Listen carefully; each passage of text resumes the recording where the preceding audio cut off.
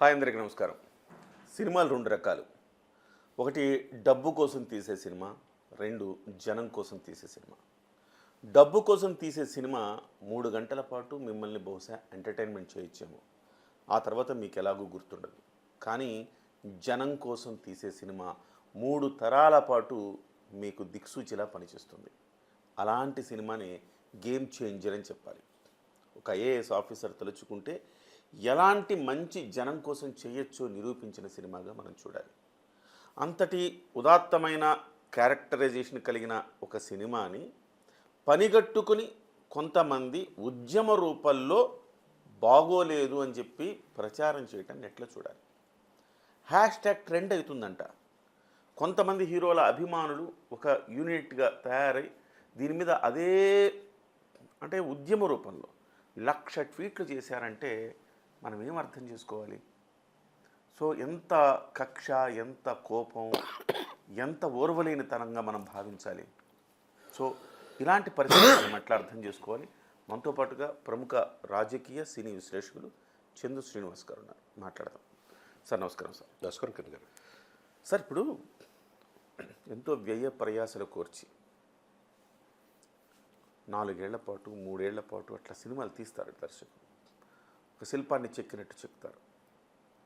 సడన్గా దాని మీద బురద జల్లేసి కొన్ని 100 కోట్లు ఖర్చు పెట్టి తీసిన సినిమాని సడన్గా ఒక నలుగురు వచ్చి బురద జల్లి ఒక ఉద్యమ రూపంలో, అంటే ఎవడు ఒపీనియన్ వాడు చెప్పడం వేరు చంద్ర శ్రీనివాస్ గారు, కానీ ఒక ఉద్యమ రూపంలో 1,00,000 ట్వీట్లు చేసే ఒక కార్యక్రమం జరుగుతోంది. కొంతమంది దురభిమానులు అంటే ఎట్లా అర్థం చేసుకోవాలి. 1,00,000 ట్వీట్లు అంట, అది టార్గెట్ అంట. రామ్ చరణ్ సినిమాని కిల్ చేయాలనేది టార్గెట్ అంట. ఎట్లా సార్ చూడాలి దీన్ని? ఇది దారుణమైన విషయం అండి. అంటే మీరు చెప్పినట్టు ఇప్పుడు దేవుడిని శిల్పి అడుగుతాడంట, స్వామి ఎందుకు నన్ను అందరూ తొక్కుతూ ఉన్నారు, మిమ్మల్ని ఎందుకు అందరూ మొక్కుతున్నారని. గడప అడుగుతుంది. గడప అడుగుతుంది. 2 రాళ్లే, 2 రాళ్ళు.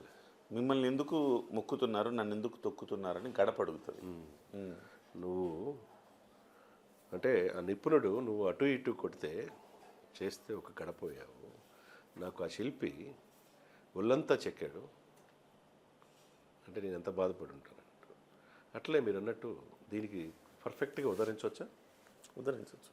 సినిమా హీరో కావచ్చు, నిర్మాతలు కావచ్చు, వాళ్ళంతా ఓనం చేసుకొని డబ్బు 100 కోట్లు ఖర్చు పెట్టుకొని 3 సంవత్సరాల పాటు కష్టపడి 24 క్రౌడ్స్ వేలాది మంది దీని మీద బతికి ఒక సినిమా చేస్తే సింపుల్గా కొంతమంది కుహనా లౌకికవాదులు అంటారా, కుహనా క్రిటిక్స్ అంటారా, సినిమాను కిల్ చేయాలనే ఉద్దేశంతో వీళ్ళకి ఏం కావాలి అసలుకి?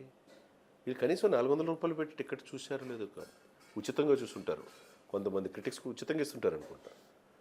దాన్ని మరీ పనిగట్టుకొని దీంట్లో ఏమీ లేదు, cinema game changer, game over అని చెప్పి చేస్తుంటే దారుణం అనిపించిందండి. నేను ఆ సినిమా చూసా. ఒక లా చదువుకొని ఒక సమాజంలో ఒక పౌరుడిగా బాధేసింది. మీరన్నట్టు 3 తరాలుగా గుర్తుండిపోయే సినిమా కావాలి ఇది. డబ్బే పరమావధిగా కోట్ల కలెక్షన్ చేసుకొని ముందు రోజు పర్మిషన్ తీసుకొచ్చి కొన్ని కోట్లు సంపాదించుకోవాలంటే అది కాదు. అది ఏమి తీసుకెళ్ళాం. కిరణ్ గారు మీకు గుర్తుందా, పుట్టుక మరణం మధ్య మనం ఏం సాధించామనేది మిగిలేదు. ఏమైనా తీసుకెళ్తామా పోయేటప్పుడు 6x4 అటు ఇటు పడుకోబెట్టేసేసి ఇంటికాడ వెండి మలతాడున్నా కానీ తీసేసి కాల్చిపడి నవ్వుతారు. పచ్చిగా చెప్పాలంటే ఏమి తీసుకెళ్ళాం. ముఖ్యంగా కరోనా తర్వాత అందరికీ అర్థమైపోయింది. కానీ సినిమా ఇండస్ట్రీ అనేది ఎంటర్టైన్మెంట్ 3 గంటలు సామాజిక చైతన్యంగా నేర్పింది మీకు నెక్స్ట్ జనరేషన్, మీ పిల్లలకి, మీ కుటుంబానికి ఉపయోగపడే విధంగా ఉండాలి. అంతే కదండి. ఏదో స్మగ్లర్లకి అడ్డాగా చేసుకుని స్మగ్లర్ చేసే కార్యక్రమాలని ఊతమిచ్చేది, దాన్ని పైకి లేపుతా వాళ్ళ రూపంలో ఉన్న కొంతమంది కోనావాదులు ఈ సినిమాని ఎట్టయినా కిల్ చేయాలనే ఉద్దేశంతో వెళ్ళటం అనేది ఎంతవరకు సమంజసం? నేను కూడా నేను రివ్యూ ఇచ్చే క్రమంలో కొంతమంది పని కొట్టుకొని వాడు అసలు సినిమా కూడా చూడలేదంట. మీ పక్కన అదే పనిగా నెగిటివ్ రివ్యూ ఇవ్వడానికి వస్తున్నాడు. అసలు ఏం చూసారంటే సినిమా ఏం చూసారు చూడలేవాడు అన్నాడు. వాడిని కొట్టబోయారు వాళ్ళంతా. సరే పక్క తీసుకెళ్ళి సరే కట్ చేస్తే అండి, ఇటువంటి సినిమా ఇంతవరకు రాలా భారతదేశ చలనచిత్ర చరిత్రలో. మంచి సోషల్ మెసేజ్. ఒక పౌరుడు ఓటు హక్కు ఎందుకు ఉపయోగించుకోవాలి? గొప్ప ప్రజాస్వామ్య దేశం, మన దేశాన్ని స్ఫూర్తిగా తీసుకుని ఇతర దేశాలు ఆదర్శంగా తీసుకోండి. ఈ రోజుల్లో ఒక ఎలక్షన్ కమిషనర్గా టీఎన్ శేషన్ రిఫార్మ్స్ ఎలా తీసుకొచ్చాడనే దాన్ని ఒక ఆఫీసరు రూపంలో ఎగ్జాక్ట్గా సరిపోయిన రామ్ చరణ్ నటనని అప్రిషియేట్ చేయాల్సింది పోయి వీళ్ళకి ఏం కావాలి అంటే 2 అశ్లీలంగా ఉండే అమ్మాయిల ఫోటోలు, లేకపోతే ఒక రేప్ సీన్లు, ఒక 2 ఫైట్లు, లేకపోతే హీరోల మీద అవును. ఇప్పుడు సామాజిక ఉద్యమకారులు అని చెప్పబడే వాళ్ళు కానీ, సమాజంలో పేరున్నదని చెప్పబడే వాళ్ళు కానీ, ఇవాళ నలుగురికి తెలిసిన సెలబ్రిటీలు కానివ్వండి, మొన్నటి వరకు ఏం మాట్లాడారు ఒక సినిమా గురించి, ఇలాంటి క్యారెక్టర్గా మీరు జాతీయ అవార్డు ఇచ్చింది అని మాట్లాడారు కదా. ఇలాంటి క్యారెక్టర్గా మీరు జాతీయ అవార్డు ఇచ్చింది, ఇలాంటి సినిమాలను ఆదరిస్తున్నాను, అలాంటి వాళ్ళందరూ వచ్చి ఇవాళ ఇది కదా సినిమా అని చెప్పాలి కదా. ఇది కదా సినిమా, క్యారెక్టర్ అంటే ఇది కదా. ఒక ఐఏఎస్ ఆఫీసర్ తలుచుకుంటే ఏం చేయగలడు అని చూపించాడు సార్. ఇవాళ మన సమాజంలో మనం చూస్తున్న అంశాలనే చెప్పారు. ఏం చూసాం మన సమాజంలో? 2004 తర్వాత దేశం గర్వించదగ్గ ఐఏఎస్ ఆఫీసర్ అవుతుందన్న ఒక మహిళ అతి చిన్నతనంలో ఐఏఎస్గా ఎంపికయ్యి ఒక చరిత్ర సృష్టించిన ఒక మహిళ అకారణంగా పొలిటికల్ ప్రెషర్ వల్ల, ఆ పొలిటికల్ ప్రెషర్కి లోన్ అవ్వటం వల్ల జైలు పాలైన సంఘటన మనం చూసామా లేదా? అనేక మంది ఐఏఎస్లు, అనేక మంది ఐపీఎస్లు ఆరోపణలు ఎదుర్కొన్నారు. ఎందుకు? పొలిటికల్ ప్రెషర్ని ఎదుర్కోలేక. ఆ పొలిటికల్ ప్రెషర్ని ఎదుర్కోవాలంటే ఐఏఎస్ ఆఫీసర్లకు అనేక ఆయుధాలు ఉన్నాయని చూపించాడు ఈ సినిమాలో. అంతే కదా. నిన్నగాక మొన్న అంటే గత 5 ఏళ్ల ప్రభుత్వ కాలంలో అనేక మంది ఐఏఎస్ ఐపీఎస్లు ఆరోపణలు ఎదుర్కొన్నారా లేదా? కేసులు ఎదుర్కొంటున్నారు, రేపు మాపు జైలుకి వెళ్తారంటున్నారు, ఎక్కడ పడితే సస్పెన్షన్ అయ్యారు. ఒక సివిల్ సర్వెంట్, సివిల్ సర్వీసెస్లో ఉన్న ఒక వ్యక్తి ఒక తలుచుకుంటే ఏం చేయొచ్చు అని ఈ సినిమాలు ఎంత అద్భుతంగా చూపించాడు సార్. అంతే కదండి. జీవోలు కూడా ఫామ్ చేసేది ఎవరు? కలెక్టర్లే కదా. వీళ్ళు ఏం చదువుకుంటారు? రాజకీయ నాయకులు కేవలం 5 ఏళ్ళు మాత్రమే ఉంటారు. నిజంగా ప్రజలకు మంచి చెయ్యాలంటే ఒక ఐఏఎస్ ఆఫీసర్ తలుచుకుంటే ఎంత మంచి చేయొచ్చో స్పష్టంగా చూపించారు. చెప్పేది ఇంకోటి ఏంటంటే కిరణ్ గారు, నాకు ఎందుకంటే బాధ, నేను విశ్లేషణలు చేస్తుంటా, కొన్ని లక్షల మంది మనల్ని చూస్తుంటారు, మనల్ని అప్రిషియేట్ చేసేవాళ్ళు 90% ఉంటారు, 10% విమర్శించేవాళ్ళు కూడా ఉంటారు. ముఖ్యంగా ఈ సినిమాని ఒక ఎలక్షన్ కమిషన్ 324 ఆర్టికల్ ప్రకారం ఏర్పడింది. ఒక రాజ్యాంగం ఉంటుంది, రాజ్యాంగం స్వయం ప్రతిపత్తి ఇస్తుంది, దీనికి సమర్థవంతమైన ఆఫీసర్లు తీసుకుంటారని చూపించాడు. అది ఎవరు చదువుకోలేదు, కొంతమంది విమర్శించేవాళ్ళు. అది తెలుసుకోవాలి, ముందు చదువుకోవటం నేర్చుకోవాలి, ఏమి విజ్ఞానం ఇచ్చామని తెలుసుకోవాలి, నెక్స్ట్ జనరేషన్కి మనం ఏమి ఇచ్చామని తెలుసుకోవాలి. అటువంటి ఉత్తముల్ని అంబేద్కర్ గారి స్ఫూర్తితో రాజ్యాంగాన్ని గౌరవించాడు. ఒక ఐఏఎస్ లాంటి వ్యవస్థని, ఇటువంటి వ్యవస్థ ఉంటే దేశం బాగుంటుందని చూపించాడు. అవినీతి లేని మంచి సమాజం చూపించాడు. ముఖ్యమంత్రులు ఎలా ఉండాలో కూడా చూపించాడు. రైతు ఏ విధంగా బాధపడతాడు, తన యొక్క కొండలు కోనలు కూడా ఇచ్చేసేసి మైనింగ్ కోసం దోచేస్తే తన గుండెల మీద కొట్టిన బాధత ఉంటుంది సార్. అది చూపిస్తే మీరు ఏది వదులుతున్నారు సార్? పంచభూతాలని వదలకుండా లక్షల కోట్లు సంపాదించే వాళ్ళని మీరేమనరు. వాళ్ళ కోట్లు ఇస్తారు, వేసి కూర్చోబెడతారు 150 సీట్లు. సరే తెలుసుకున్నారు, 11 సీట్లకు పరిమితం చేశారు. అటువంటి ఇతివృత్తంగా అటువంటి సమాజంలో జరుగుతున్నాయి కదా ఈ సినిమాలు చూపించింది. అదేమన్నా తప్ప? డైరెక్టర్ తప్ప? హీరో తప్ప? అటువంటి చదువుకోలేని వ్యక్తి కూడా, మాటలు కూడా సరిగ్గా రాని వ్యక్తి కూడా సామాజిక స్పృహతో చేసినప్పుడు అప్రిషియేట్ చేయాల్సిన పోయి ఇటువంటి నీచులు అంటారు. ఇటువంటి వాళ్ళు ఏదో ప్రాపకం కోసం ఇట్లా చేసేవాళ్ళు మనం ఏమనాలి సార్? కిరణ్ గారు మీరు చెప్పండి. అన్యాయం ఇది. అంటే మీరు బాధ్యతారాహిత్యం అనాలి దీనికి. అంటే మీరు సమాజంలో బాధ్యతగా లేరు అని చెప్పాలి. అంతే కదా. ఎందుకు అంటే దెబ్బలు పడతాయిరు అంటేనో, లేకపోతే ఊ అంటాం ఊ కొడతాం ఇలాంటి పాటలు ఉన్న సినిమాలు, లేకపోతే ఇంకా ఏమైనా అసభ్య పదజాలము, అశ్లీలము, సమాజానికి అంటే ఈ అసాంఘిక కార్యకలాపాలు చేసే సినిమాలని, ఆ రకమైన సినిమాలను ఎంకరేజ్ చేసే ఈ సమాజంలో లేదు. మన సమాజం బాగుపడాలంటే ఇలా చెయ్యొచ్చు, ఇలా చెయ్యాలి అని చూపించిన సినిమాని మీరు ఎంకరేజ్ చేయకపోగా దాని మీద రాళ్ళేస్తున్నారు అంటే మీకు బాధ్యత లేనట్టుగానే భావించాలా లేదా? ఈ సంఘంలో పనికిరారు సార్ ఇటువంటి వ్యక్తులు. బాధ్యత లేని వాళ్ళు కదా. బాధ్యత లేని వాళ్ళే వీళ్ళు. సంఘానికి పాని వాళ్ళు, దేశం మీద భక్తి లేని వాళ్ళు, సమాజం పట్ల బాధ్యత లేని వాళ్ళు, ఎప్పుడు ఓటు వేయని వాళ్ళు. అఫ్కోర్స్ మీకు నచ్చలేదు అనుకుందాం, ఉదాహరణకి కామవ్వండి అంతే. అంతే ఇది సమాజానికి ఉపయోగపడే సినిమా కదా. అంతే అలాంటప్పుడు మీకు నచ్చలేదని చెప్పేసి మొత్తం సమాజానికి నచ్చదని మీరు ఎందుకు అనుకుంటారు? అంతే కదండి. మీరు దాని మీద రంధ్రాన్వేషణ. నాకు బాధ ఏంటంటే ఉద్యమ రూపంలో 1,00,000 ట్వీట్లు చేయాలని లక్ష్యంగా పెట్టుకున్నారంటే ఎంత కసిగా ఉన్నారు, ఎంత కక్షపూరితంగా వ్యవహరిస్తున్నారు కొన్ని వర్గాలు. సార్ ఈనాటిది కాదు సార్ ఈ కక్ష. ఈ 4.5 దశాబ్దంలో అనేక దెబ్బలు తగిలి దెబ్బలు తిని ఈ కక్షలు చూసి ఉలి దెబ్బలు తగిలి తగిలి ఏమైంది? మెగాస్టార్ అయ్యాడు. ఆయన తనయుడికి ఇప్పుడు పడుతుంది దెబ్బ, ఫీల్ చేస్తుంది. ఈ ఫ్యామిలీ ఎదుగుదలని ఎవరైనా ఆపగలిగారు 4 దశాబ్దాల్లో? ఎవరు ఆపగలుగుతారు? సూర్యుడి పైన ఉమ్మేస్తే ఏమవుద్ది? మీద పడుతుంది. వీళ్ళ పరిస్థితి కూడా అంతే. ఈ రోజు కాకపోయినా రేపైనా ఈ సినిమా ఎంత హిట్ కాబోతుంది అనేది తెలుసుద్ది. సామాజిక హితవంతంగా తీసే వాళ్ళని అందరూ చూస్తుంటారు, అవార్డులు వస్తాయి, అన్నీ చూడాలి. కాబట్టి డబ్బే పరమావధిగా చూసేవాళ్ళు కొంతమంది ఆలోచించుకోవాల్సిన సమయం. సమాజానికి మనం ఏం చేస్తున్నాం? To do something our society sir. Kiran గారు, నేనేమంటానంటే సార్, ప్రోత్సహించాల్సిన సినిమా ఇది. ఇలాంటి సినిమాలను మీరు ప్రోత్సహిస్తే కదా 4 సినిమాలు ఇలాంటివి వస్తాయి. అంతే కదా. అలా కాకుండా మీరు అసాంఘిక కార్యకలాపాలకు అడ్డాలుగా ఉండే సినిమాలను మీరు ప్రోత్సహిస్తే, స్మగ్లర్ని, చీటర్ని, రౌడీల్ని అలాంటి ప్రోత్సహిస్తే ఏమనుకుంటారు? ఓహో, సమాజం ఇది కోరుకుంటుంది కాబట్టి సమాజానికి ఇదే కావాలి అనుకుంటారు ఎవరైనా.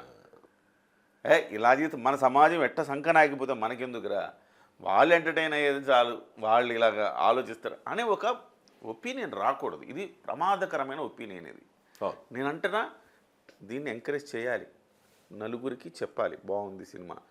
ఎందుకు, ఏ మెసేజ్ ఇచ్చాడు, ఒక ఎలక్షన్ కమిషన్ తలుచుకుంటే ఏ రకంగా చేయగలుగుతుంది, ఎన్ని మార్గాల ద్వారా కట్టడి చేయగలుగుతుంది, ప్రస్తుతం ఎలక్షన్ కమిషన్లు ఏం చేస్తున్నాయి, ఇవన్నీ కూడా ప్రజలకి. డబ్బు తీసుకోకుండా ఓటెయ్యము అన్న ఒక నానుడి, అన్న ఒక పరిస్థితి ఇవాళ తయారైతే, ఎస్ డబ్బు తీసుకోండి కానీ ఇలా చెయ్యండి అని చెప్పి ఆ రకంగా ఒక అద్భుతమైన మెసేజ్ ఇచ్చాడు ఆయన. ఇంకోటి సార్, ఇక్కడ ఏం చేశారంటే, మనం అర్జీలు పెట్టుకుని వాళ్ళ దగ్గరికి వెళ్తాం కాదు, మనమే ప్రజల దగ్గరికి వెళ్ళాలి. అంబులెన్స్ లాగా ఒక సిస్టమ్ పెట్టారు. బియ్యం 25 కిలోల బియ్యం మీ ఇంటికి వచ్చి మీకు ఇస్తామనే పద్ధతి కాదు, దానికోసం కాదు ఉండాల్సింది.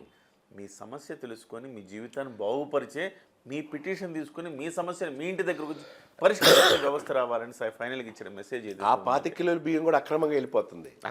నీ బిడ్డలో నీ భవిష్యత్తు తరతరాలుగా బాగుండాలని తీసిన ఇతివృత్తం ఈ సినిమా. సామాజిక చైతన్యంతో తీసిన ఇది.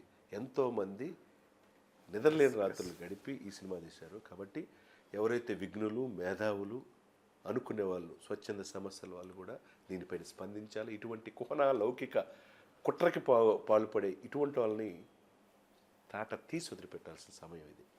రామ్ చరణ్ గారి కెరీర్లో 4 షేడ్స్ ఉన్న పాత్రలు చేశారు సార్. అద్భుతం. ఇది రామ్ చరణ్ గారి కెరీర్లోనే ద బెస్ట్ పర్ఫార్మెన్స్ అని చెప్పాలి. ఎందుకంటే 4 షేడ్స్ ఉన్న పాత్రలు. ఒక పాత్రలోకి వెళ్తే సార్ పరకాయ ప్రవేశం చేస్తే ఆ పాత్రలోకి, రెండో పాత్రలోకి మళ్ళీ రావాలంటే కష్టం. అలాంటిది ప్రతి పాత్ర, ఏ పాత్రకు ఆ పాత్రని పోషించిన విధానము నా భూతో నా భవిష్యత్తు. వీళ్ళకి ఎస్పెషల్లీ ఆయన అప్పన్నగా ఆయన పాత్ర నాకు చిరంజీవి గారు గుర్తొచ్చారు సార్. ఆపద్ బాంధవుడు చిరంజీవి గారు కరెక్ట్గా చెప్పారు సార్. ఇంకొకటి ఈ యొక్క కొంతమందికి తెలియంది మనం కూడా చెప్దాం. స్టూడెంట్స్ ఒక ధృవ సినిమాలో ఎలా చేసి ఉంటాడు, 2 షేడ్స్ ఉన్న పాత్ర మళ్ళీ గుర్తొచ్చాడు ఇక్కడ. ఏది, కాలేజ్ బాయ్గా, ఒక బాధ్యత గల వ్యక్తిగా, ఒక గర్ల్ ఫ్రెండ్ ఇదైనప్పుడు తను ఎట్లా మారాడు, ఆ యొక్క ఐపీఎస్ ఆఫీసర్ అయ్యి ఏ విధంగా సమాజాన్ని చేశాడు.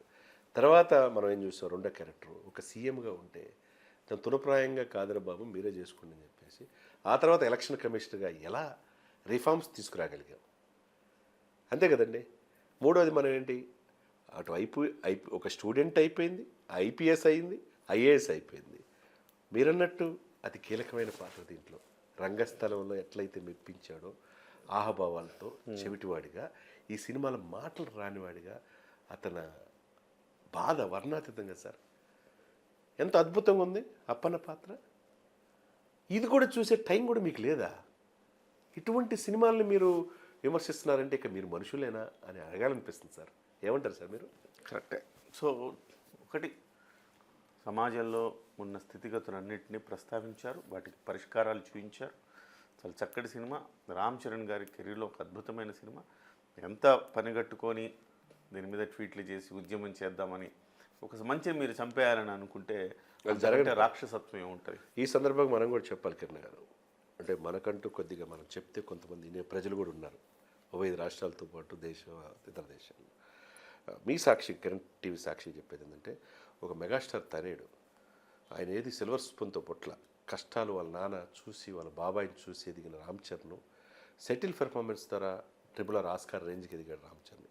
గొప్ప కుమారుడు, గొప్ప తండ్రి, ఆయన గొప్ప బాబాయ్ ఒకవైపు ఉన్నాడు.